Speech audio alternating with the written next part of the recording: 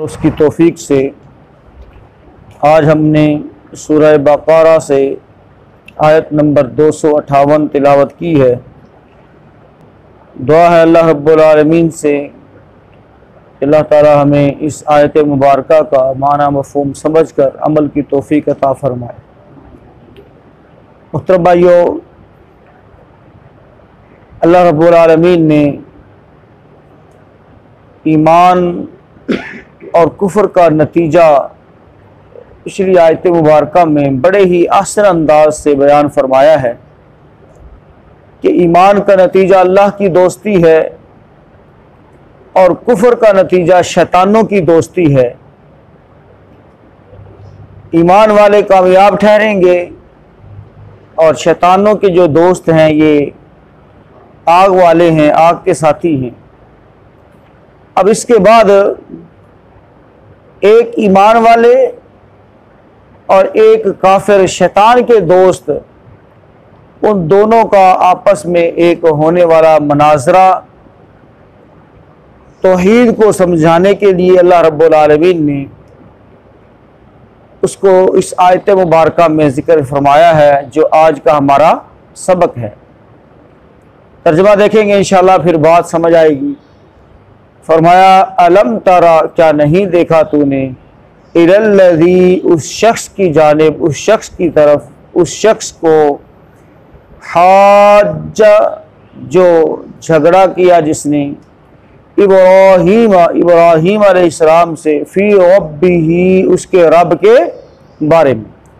यानी वो शख्स ऐसा खन्नास था कि वो इब्राहीम अलैहिस्सलाम से झगड़ा करने लगा इब्राहीम के रब के बारे में, कि रब कौन है, कहाँ है, और फिर अपनी कमकरी की बुनियाद पर उसने अपने आप को ही रब कहना शुरू कर दिया। अल्लाह अकबर। फी रब्बिही, उसके रब के बारे में, अन ये के आताहुल्लाह, दी थी उसे अल्लाह ने, अल मुल्क का बादशाही, यानी जो कुछ उसके पास था वो भी उसका अपना ना नहीं था। इसके बावजूद वो उस घुमंड और तकब्बुर में आकर इब्राहीम अलैहिस्सलाम से उसके रब के बारे में झगड़ा करने लग गया।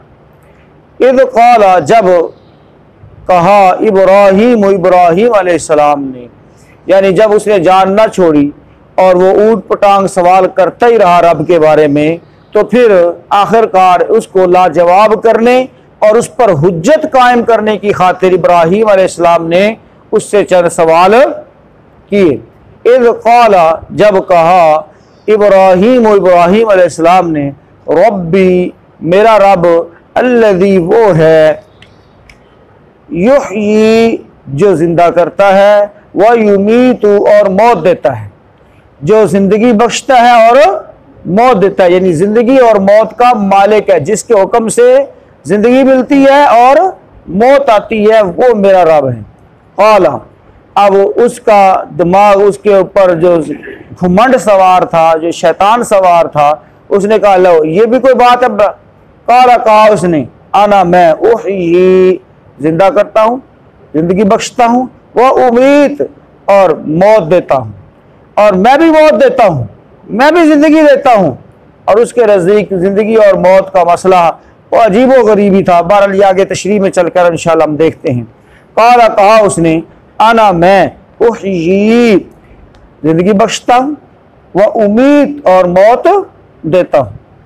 अब साफ ज़ाहिर है, जब बंदे की अक्ल पर इतना बड़ा पर्दा पड़ा हो तो उसको दलाइल से समझाना बहुत मुश्किल होता है। जितनी मर्जी उसके सामने दलीलें देते रहें, बहुत मुश्किल है। उन्होंने तो कोई बाहर दी सट कट के मारनी पैंदी, ता जाके गल बन रही। तो इब्राहीम अलैहिस्सलाम ने उसके साथ उलझने की बजाय उसको ऐसा एक कह लें कि जवाब दिया, ताकि उससे वो मबहूत होकर रह जाए और चकरा जाए, उसको समझ ही ना आए। क़ाला, कहा इब्राहीम अलैहिस्सलाम ने, अगर तू जिंदगी और मौत का मालिक है और तू ही रब है, फ़इन्नल्लाह, बस बेशक अल्लाह ताला, याती, ले आता है, बिशम्सी, मशरिक को, सूरज को, बिशम्सी सूरज को, मिनल मशरिकी मशरिक से, फाती बिहा पस ले आ तू इसे, मिनल मगरिब मगरिब से। मेरे रब का जो निज़ाम है, जिसका मालिक मेरा रब है, उस निज़ाम में सूरज यानी ज़िंदगी और मौत, और इस तरह से सूरज का निकलना और गुरूब होना, वो मशरिक से निकलता है और मगरिब के अंदर गुरूब होता है। लिहाजा अगर तू रब है तो फिर इसके अंदर थोड़ी सी चेंजिंग कर और सूरज को मगरिब से निकाल और मशरिक के अंदर गुरूब कर। अब ज़मीन पर रहते हुए तो वो अपनी ताकत और अपने इख्तियारात को इस्तेमाल करते हुए कुछ ना कुछ कर ही लेता होगा, और वो भी महदूद लिमिटेड दायरे के अंदर। लेकिन जब ये बात उसके सामने आ गई तो फरमाया फबुहितल्लज़ी कफर, जिसने कुफर किया था वो हैरत ज़दा होकर रह गया, हैरत ज़दा होकर रह गया, यानी मबहूत हो गया, चकरा गया। अब उसको समझ नहीं आ रही थी कि मैं इस सवाल का जवाब कैसे दूं, क्या दूं। वल्लाहु, साफ ज़ाहिर है अब अल्लाह रब्बुल आलमीन के सिस्टम के सामने, निज़ाम के सामने भला कोई जो है कब तक ठहर सकता है, कब तक जो है वो लॉजिकली ठहर सकता है, कब तक जो है हठधर्मी के ऊपर कायम रह सकता है, नहीं रह सकता। वल्लाहु, और अल्लाह ला यहदी, नहीं हिदायत देता, अल कौम ज़ालिमीन, जालिम लोगों को। जालिम लोगों को अल्लाह ताला कभी हिदायत नहीं देता। हिदायत उसको मिलती है जो नरम खो हो, हिदायत उसको मिलती है जो हिदायत चाहने की कोशिश करता है, जिसकी तमन्ना है, जो हिदायत की तरफ आता है। और जो जालिम है, और जालिम से मुराद मुशरिक है, अल्लाह के साथ शिरक करने वाला है, ऐसे लोग, क्योंकि इन्न शिरक अला जुल्मुन अजीम, शिरक सबसे बड़ा जुल्म है। तर्जुमा दोबारा से देखें। अलम तरा इलल्लज़ी, क्या नहीं देखा तूने उस शख्स की तरफ, हाज्जा, झगड़ा किया जिसने, इब्राहीम से, फी रब्बिही, उसके रब के बारे में, अनाताहुल्लाहुल मुल्क, इसलिए कि अल्लाह ने उसे हुकूमत दी थी, यानी अल्लाह ताला उसको फ़कीर बना देता, हाँ जी, उसको अपनी सिर्फ रोजी रोटी की फिक्र ही रहती तो शायद वो अपने दायरे के अंदर रहता, लेकिन अल्लाह ताला ने उसको माल देकर उसको आजमाया और वो उस आजमाइश में नाकाम रह गया। तो ऐसी नेमत और ऐसा माल जिसके बाद रब ही भूल जाए तो भाइयों वो नेमत नहीं है, वो नेमत नहीं है। फरमाया अन आताहुल्लाहुल मुल्क, ये इसलिए कि अल्लाह ने उसे हुकूमत दी थी, मुल्क बादशाही दी थी। इज़ क़ाल इब्राहीम, जब इब्राहीम ने कहा, रब्बियल्लज़ी, मेरा रब तो वो है जो युही व युमीत, जिंदगी बख्शता और मौत देता है। क़ाला, कहा उसने, अना, मैं, उही, जिंदा करता हूँ, जिंदगी बख्शता हूँ, व उमीत, और मौत देता हूँ। क़ाला इब्राहीम, कहा इब्राहीम अलैहिस्सलाम ने, फ़इन्नल्लाह, बस बेशक अल्लाह ताला याती, ले आता है, लाता है, बिशम्सी, सूरज को, मिनल मशरिक, मशरिक से, फाती बिहा, बस तू ले आ इसे, मिनल मगरिब, मगरिब से, फबुहितल्लज़ी कफर, तो वो जिसने कुफर किया था हैरत ज़दा रह गया, मबहूत हो गया, चकरा गया, उसको कोई समझ ना आई कि अब इसका जवाब क्या दे। वल्लाहु ला यहदिल कौम ज़ालिमीन, और अल्लाह ज़ालिमों को हिदायत नहीं देता। अल्लाह अकबर। मोहतरम भाइयों, अब आप अंदाज़ा करें कि इस आयत मुबारका में अल्लाह रब्बुल आलमीन ने किस शान से एक ईमान वाले और एक काफिर की जो है उसका मुनाजरा इस अंदाज से बयान किया है कि बंदों के ऊपर तौहीद, अल्लाह की वहदानियत, अल्लाह की रबूबियत, खालकियत, मालिकियत, हर एक चीज़ अल्लाह रब्बुल आलमीन की क्या हो जाए, वाज़ेह हो जाए। और इस खूबसूरत अंदाज से अल्लाह रब्बुल आलमीन ने इसको जिक्र फरमाया है। और उस वक़्त के सबसे बड़े तौहीद परस्त और सबसे बड़े मुशरिक के दरमियान ये मुनाजरा हो रहा है, सबसे बड़े तौहीद परस्त और सबसे बड़े मुशरिक के दरमियान। बात समझ आए? देखे ना, कोई भी जब काम होता है ना वो मुकाबले की बेस पर होता है, कंपैरेटिवली देखा जाता है कि इस तरफ कौन है और उस तरफ कौन है। अगर जोड़ ही ना हो तो फिर तो मुकाबला नहीं होता।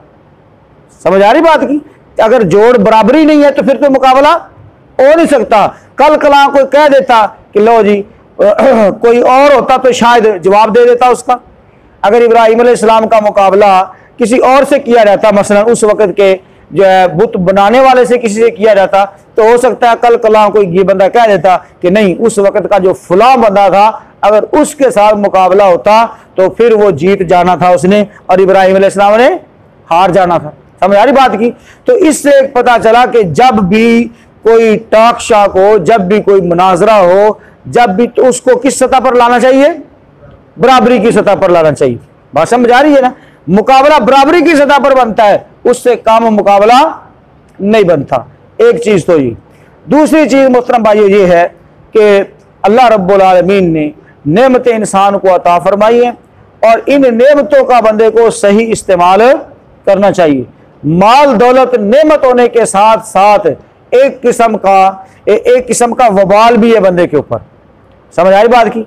अगर तो बंदे के पास माल और दौलत दुनिया की नेमतें हैं, और फिर साथ साथ उसके पास हिदायत भी है, साथ साथ उसके पास क्या है? हिदायत भी है, तो भाइयों ये बंदा खुशकिस्मत है। और एक बंदे के पास माल और दौलत, नेमतें, आसाइशें तो बहुत हैं, लेकिन उसके पास हिदायत नहीं है। बल्कि अगर मैं इस अंदाज में बात करूं कि दुनिया की हर नेमत तब नेमत होगी जब बंदे के पास नेमत हिदायत होगी।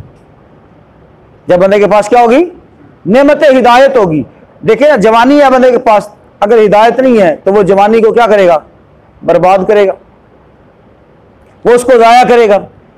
और अगर उसके पास हिदायत है तो वो इस जवानी को अल्लाह की राह में गुजारेगा, अल्लाह की इबादत में गुजारेगा। दौलत है, माल है, अगर उसके पास नेमत हिदायत नहीं है तो वो उसको क्या करेगा?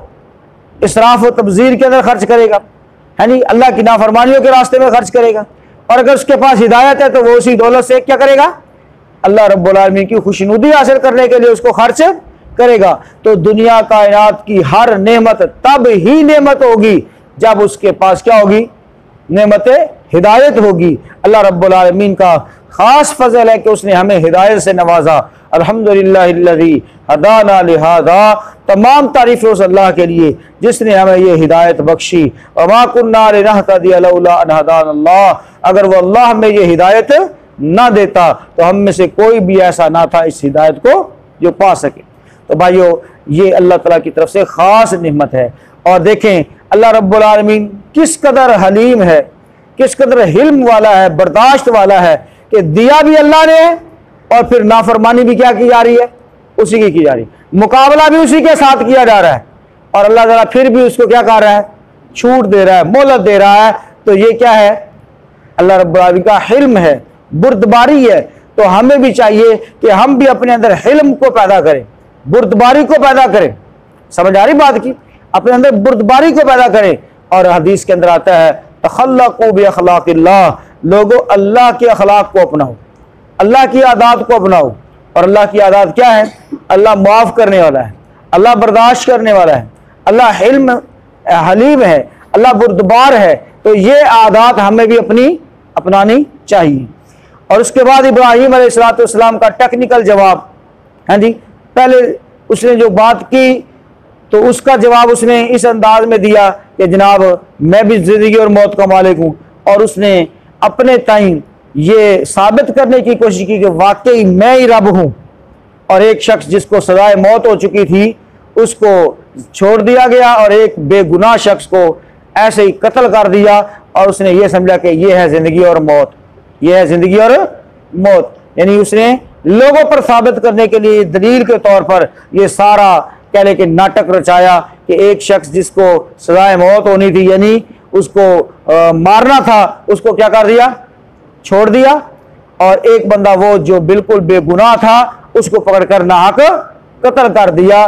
तो अब वो ये समझा कि इसको ज़िंदगी और मौत देना कहा जाता है। तो इब्राहीम अलैहिस्सलाम ने जो टेक्निकल जवाब दिया, इससे एक पता ये भी चला कि जिसके साथ मुनाजरा हो उसके साथ खामखा कई बातों में उलझने की बजाय उसको ऐसा जवाब दिया जाए जैसे इब्राहीम अलैहिस्सलाम ने दिया, ताकि उसकी बोलती बंद हो जाए और बाकी लोगों के ऊपर भी हुज्जत कायम हो जाए। इब्राहीम अलैहिस्सलाम ने फरमाया मशरिक से निकालता है मेरा रब सूरज को, लिहाजा तू क्या कर? मगरिब से निकाल।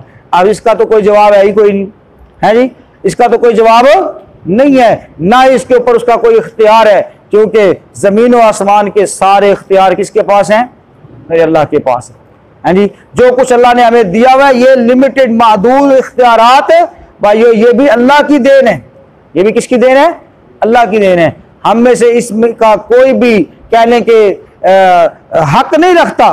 ये अल्लाह ताला ने जो हमें दिया है ये अपने खास फजल से दिया है। ये कोई हमारा हक नहीं था, हमारा हक नहीं था, बस अल्लाह ताला ने हमें अता फरमा दिया, तो हमें शुक्र करना चाहिए। और अगर किसी चीज़ की कोई कमी रह गई है तो भाइयों उसके ऊपर सब्र करना चाहिए। हाँ जी, नेमतों के बारे में एक नज़रिया अपना बना लें भाइयों। हम बहुत बड़ी गलती के अंदर होते हैं। नेमतों के बारे में हमारा नज़रिया कहने के अफरात व तफरीद का शिकार है। नेमतों के बारे में ये नज़रिया अपना दुरुस्त करना कि नेमतें अल्लाह रब्बुल आलमीन जो हमें दी हैं ये हमारा हक नहीं था, अल्लाह ताला ने हमें अता कर दी। जो अल्लाह ताला ने दिया वो उसकी तरफ से नेमत है, जो उसने नहीं दिया भाइयों उसके अंदर कोई ना कोई कहने के हिकमत है। और जो देकर ले लिया वो हमारे लिए क्या है? आजमाइश है, उसके अंदर बेहतरी है। जो देकर ले लिया वो क्या है? हमारे लिए आजमाइश है। हमें हर हाल में अल्लाह का शुक्र अदा करना है। और सबसे बड़ी नेमत हिदायत वाली नेमत है। जिसके पास हिदायत है भाइयों उसको कुछ भी ना मिले तब भी वो बहुत कीमती इंसान है।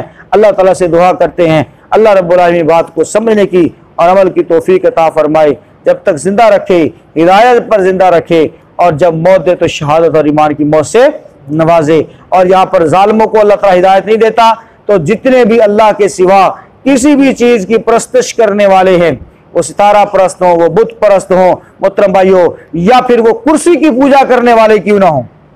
है जी, नमरूद तो था वो कुर्सी की पूजा कर रहा था ना, अपने आप को ताकत के घुमांड के अंदर और सल्तनत और बादशाहत के घुमांड के अंदर वो रब को भूला हुआ था। तो गोया वो कुर्सी की पूजा कर रहा था, ताकत के नशे में था। तो भाइयों ये सारे निज़ाम जो अल्लाह को छोड़कर इन निज़ामों की पूजा करता है वो भी मुशरिक है। और आज अल्लाह ताला माफ फरमाए आज उम्मत निकल रही है। बहरहाल लोगों ने इससे पहले इस दौर के अंदर भी कम्युनिज्म को, सोशलिज्म को, अमेरिका को सजदे किए हैं, और ये भी शिर्क है भाइयों, याद रखें। निज़ामों की पूजा करना भी क्या है? शिर्क है। बुत उठाकर आज हमारे सामने कोई नहीं रखता, लेकिन हमारे सामने निज़ाम रखा जाता है, हमारे सामने डॉलर रखा जाता है, हमारे सामने सिस्टम रखा जाता है, इसको अडॉप्ट करो, इसको पूजो भाइयों। और हम क्या है? जो कुरान को, जो हदीस को नहीं समझते, हम सर तस्लीम खम करते हैं और उनको सजदा रेज़ हो जाते हैं। तो ये भी क्या है भाइयों?